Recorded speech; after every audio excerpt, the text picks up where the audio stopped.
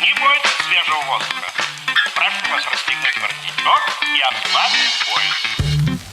Ноги соедините, руки опустите.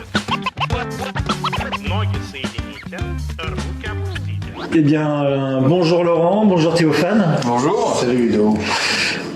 Nous sommes le mercredi 5 mai et vous venez de finir une résidence à la salle de la Rotative, une résidence de 3 jours. Ouais. Alors, dans un premier temps, est-ce que vous pouvez vous présenter ? Alors, je m'appelle Laurent Sabourin, je suis le guitariste et bassiste et violoniste et trouvez-moi un instrument, j'en ferai quelque chose de ce projet. Et au sein de Deux Hommes, je m'appelle Albert Nash. Je suis Théophane de Rouec, alias Mister Farsi. Je suis chanteur, je fais des boucles et je regarde mon collègue faire des instruments qu'il en fait quelque chose si vous lui donnez. Voilà, et notamment improvisateur, puisque c'est un projet basé sur l'improvisation et musical et on va dire plutôt au niveau des paroles et du texte. Voilà. Et donc en résidence avec 2 hommes. Alors je sais jamais si on dit 2 hommes ou 2 hommes. En fait, on n'a jamais su. Au tout début, je reprenais les gens en disant oui, ça s'appelle 2 hommes. En fait, on s'en fout. En fait, l'important c'est quand on est sur scène. Déjà, quand ils ont l'orthographe, c'est bien. Voilà. Vous pouvez nous expliquer un peu le concept de ce projet ? Alors, c'est un concept qui est très simple sur le postulat, c'est-à-dire que on demande aux gens de nous proposer des titres de chansons en anglais ou en français.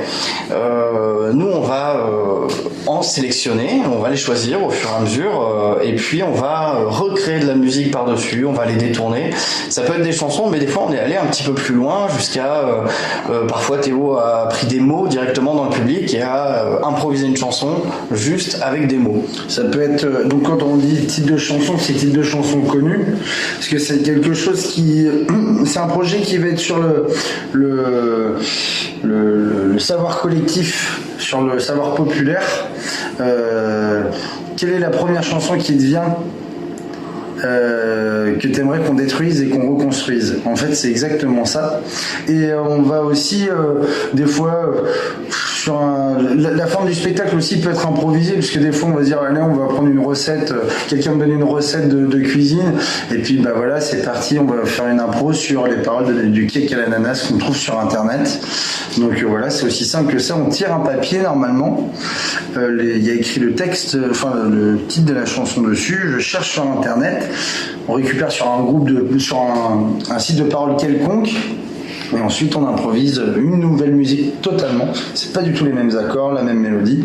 On est vraiment sur un tube en temps réel avec des nouvelles paroles. Voilà. Donc, généralement, vaut mieux donner quelque chose qu'on n'aime pas. Parce que on est rarement déçus. C'est hyper déstabilisant quand il y a une petite mamie qui a 70 ans qui veut écouter, je sais pas, Franck Michael ou quelque chose comme ça, et qui voit son visage se décomposer au fur et à mesure de la chanson. Il y a ces gens-là, et il y a ceux aussi qui boivent un coup des fois au bar et qui pensaient entendre le tube et qui arrivent à la fin, bon alors vous avez pas fait la mienne. Alors que si, mais si on l'a fait.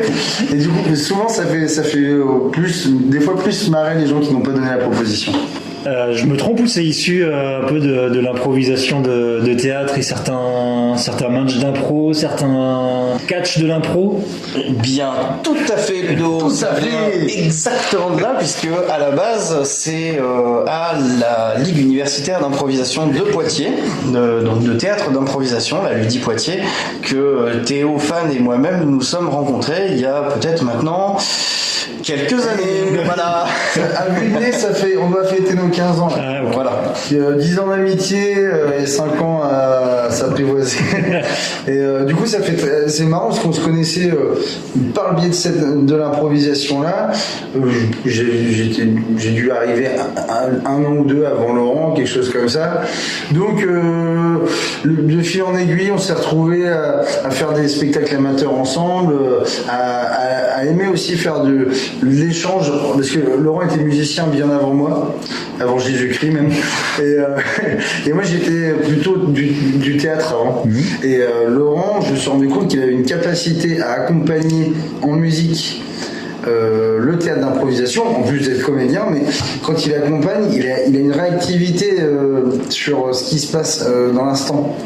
Il y a une course-poursuite, il va te faire une course-poursuite avec une guitare, juste avec une guitare. Après, s'il y a un moment d'amour, il va te faire une petite mélodie, ou prendre le contre-pied, ou faire du bruitage. Et tout ça, en fait, ça a dû se nicher dans mon inconscient à un moment donné. Et puis c'est devenu naturel enfin, c'est pas de bosser, c'est de s'amuser ensemble, tout en travaillant, quoi. Donc voilà, c'est de l'amitié aussi. Voilà, on est sur un fondement amical qui est fort, où on sait les défauts et les qualités de chacun, les jardins secrets de chacun. Parce que quand on est en duo et quand on est en improvisation, il faut avoir une fluidité de communication à deux qui est très intense. Et quand il y en a un qui se plante et qui se sent pas bien, ce qui peut arriver, ou qui est en tension, c'est compliqué quand on est sur scène. Quand on sent l'autre qui est pas bien, il y a un système d'empathie qui se met en place. Du coup, on essaie de se relever chacun vers le haut, quoi. Et parce que pour donner à voir quelque chose de cool et puis un bon souvenir pour les gens, quoi. C'est quelque chose qu'ils verront qu'une fois, des chansons qu'on va jouer qu'une fois pour eux. C'est un spectacle qui va être seulement pour eux, quoi. Un vrai couple. Non, justement, parce que j'ai des problèmes de. Voilà, il nous manque juste. Après oui, c'est vrai que quand on part en tournée l'été, quand on peut faire ça, oui, ça ressemble un peu à une vie de couple, c'est-à-dire qu'on vit vraiment H24 l'un avec l'autre. Enfin, quand il disait vraiment on se connaît, c'est-à-dire qu'on partage vraiment tout, et on a appris aussi, c'est ça ce qui fait qu'on fonctionne encore. On s'entend bien parce qu'on a appris à apprécier l'autre pour tout ce qu'il est, même dans ses mauvais jours. Ce qui n'est pas forcément toujours évident, en fait, finalement, quand on apprend à se connaître. Des fois, l'humain, avec la fatigue, a du mal, et nous, on arrive à passer un peu outre et à toujours s'amuser quand on travaille ensemble. Ce qui fait que notre travail, c'est pas vraiment un travail. Il peut y avoir des imperfections dans un spectacle, en plus, et puis par rapport au public. On va toujours rebondir si, effectivement, le public est pas dupe. Si la personne, elle arrive et qu'elle est en train de s'installer et que du coin de l'œil, tu vois que le musicien, il fait la gueule et puis en une fraction de seconde, il sourit, que ce sourire n'est pas naturel, il le sent, quoi. Donc, pourquoi faire semblant ?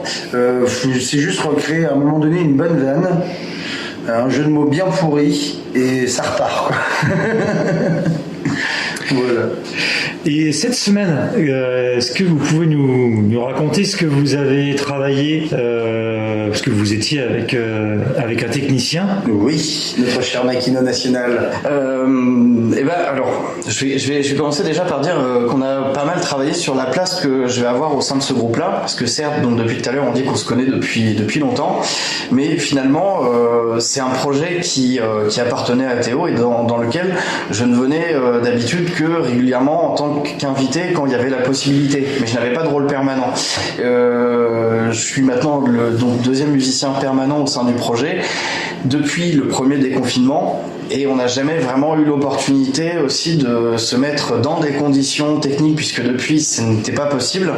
Donc pour ma part, ça a été vraiment aussi travailler avec notre ingénieur son sur quelle place je prends sur un plateau, mais ça a été aussi vraiment travailler sur tous les deux, du coup, quelle place on peut s'accorder l'un l'autre, dans quelle mesure jusqu'où on peut aller aussi, essayer d'explorer des styles différents, parce que l'idée c'est de faire plein de styles de musique différents.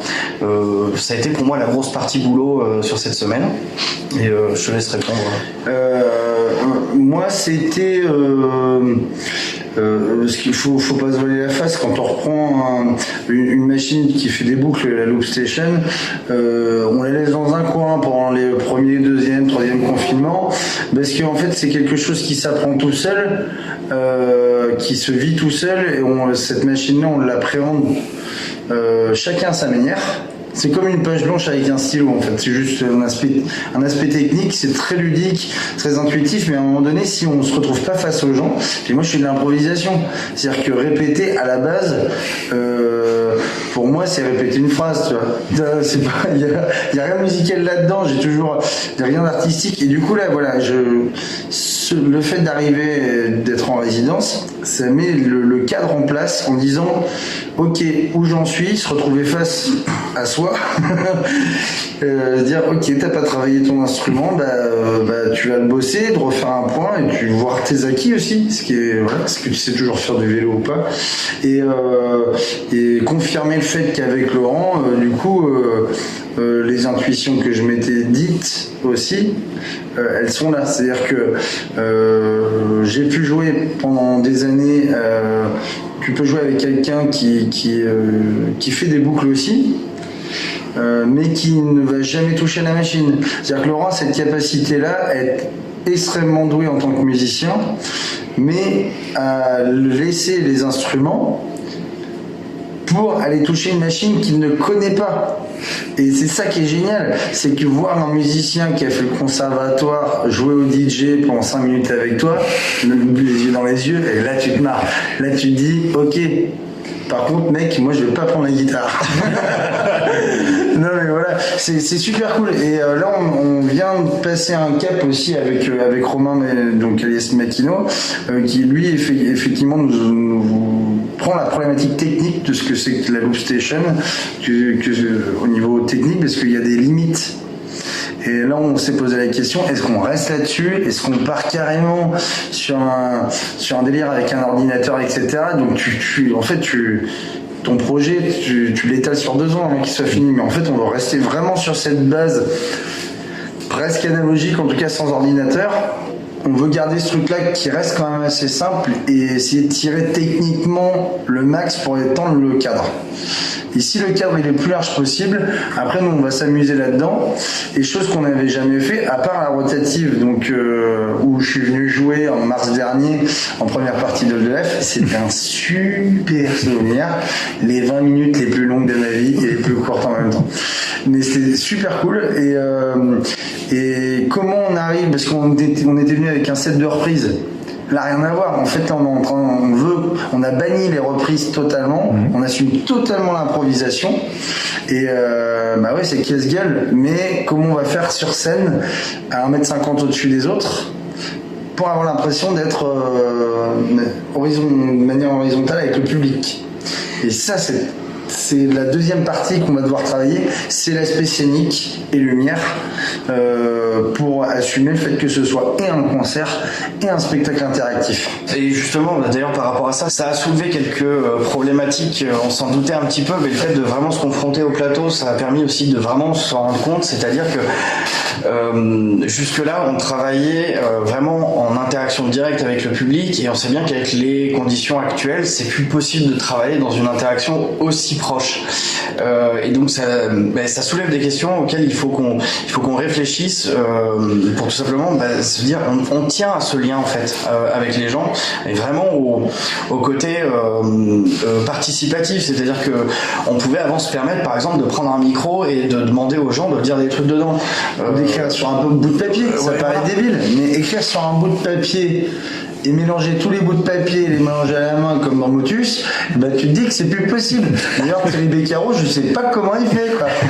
Non mais faut se dire ça, c'est que même les choses les plus simples en termes d'échange sont plus possibles. Ouais. Et puis il y avait quelque chose de marrant dans le fait d'écrire un mot. Ça te rappelle quand t'es au collège ou quand t'es gamin où t'écris un mot, est-ce que tu veux sortir avec moi, est-ce que tu veux du steak haché ou des pâtes midi. Il y a plein de trucs qui sont possibles, mais en tout cas là c'est plus possible. Donc comment on va réussir à garder ce côté, voilà, on a posé la question, est-ce qu'on va pas se prendre un 3310 sur scène et que les gens nous envoient un SMS pour nous donner le titre de chanson, tu vois, on n'a pas forcément envie de prendre un vidéoprojecteur pour mettre les paroles dessus. Enfin, tu vois, t'as plein de questions. Et du coup, on pratique déjà la rue avec Laurence via la locomobile et les trimardeurs, qui est aussi le même concept improvisé, mais là on est en rue, donc on est à l'air libre, tout ça. La question du participatif est beaucoup plus simple, puis c'est à la volée. Là, nous on va à contre-pied de ce qui se passe en ce moment, où on demande aux gens de s'écarter. Nous on veut trouver une solution de les réunir. Et voilà. Et peut-être que justement, ça va être une opportunité, cette partie de Covid, parce que là où en fait, avant, nous, on se demandait nous-mêmes à dire, on est dans l'efficacité, il faut faire danser les gens, et que du coup, tu passes d'un morceau électro-techno à un reggae, à un slow, les gens, en fait, ils vont pas danser de la même manière.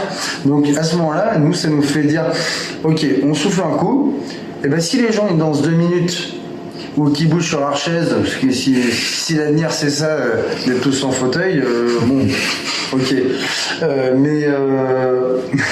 Mais au moins, on a le temps, quoi. On peut venir, on pourra passer entre les gens, en causant avec eux, lâcher la scène pour revenir dessus, voilà. Et tout ça, ça va être un travail qui va se faire. On va improviser notre spectacle en fonction de la situation sociale et sanitaire. Et c'est ça qui va être trop drôle, c'est de faire évoluer un spectacle tout le temps. C'est compliqué pour d'autres musiciens, je me mets à leur place, qui avaient bossé un spectacle il y a 1 an ou qui le bossent maintenant, sans savoir si dans 1 mois ou 2, leur spectacle il n'est pas caduc. C'est horrible, donc ça donne même plus envie de bosser. Je me mets à leur place. Donc la liberté qu'on a aujourd'hui, on se la donne et puis on va continuer à aller là-dedans, quoi. Merci, quelle belle explication. Est-ce que vous avez des projets, des perspectives dans les semaines, dans les mois à venir? Comment ça se passe à votre niveau?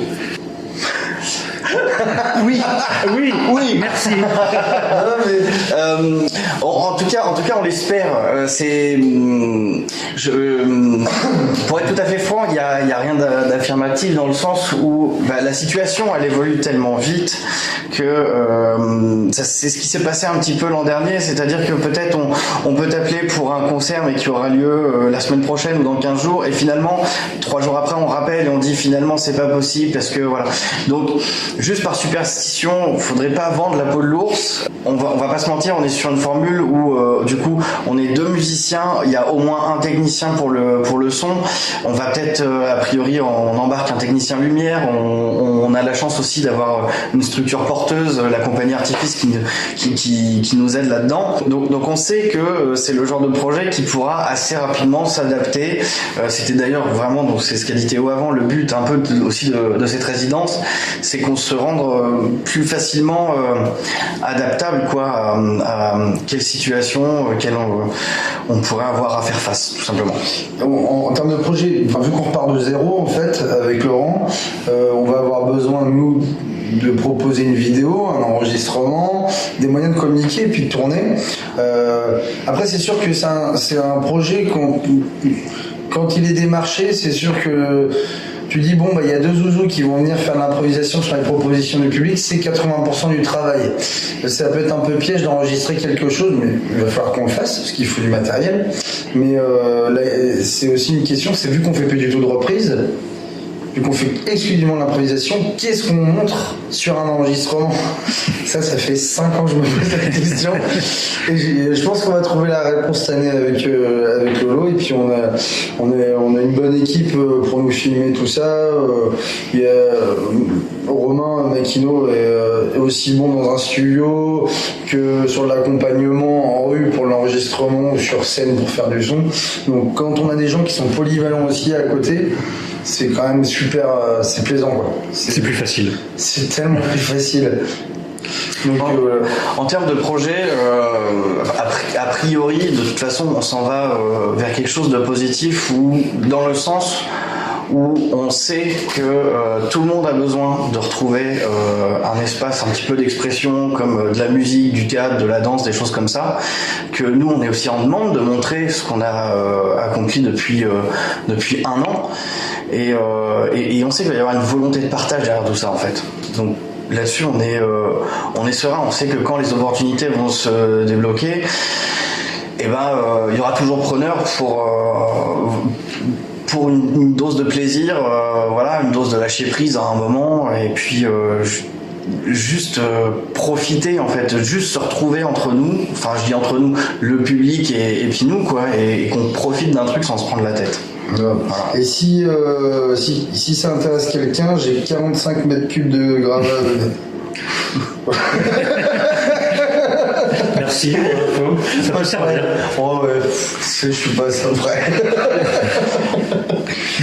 Bon, les bisous, hein, de loin. Pour terminer, est-ce que vous pouvez nous partager quelque chose qui vous fait rire ou une petite note d'optimisme? J'aimerais partager Laurent physiquement, mais du coup ça serait compliqué pour la suite. Mais il a triché. Est-ce qu'il est d'accord?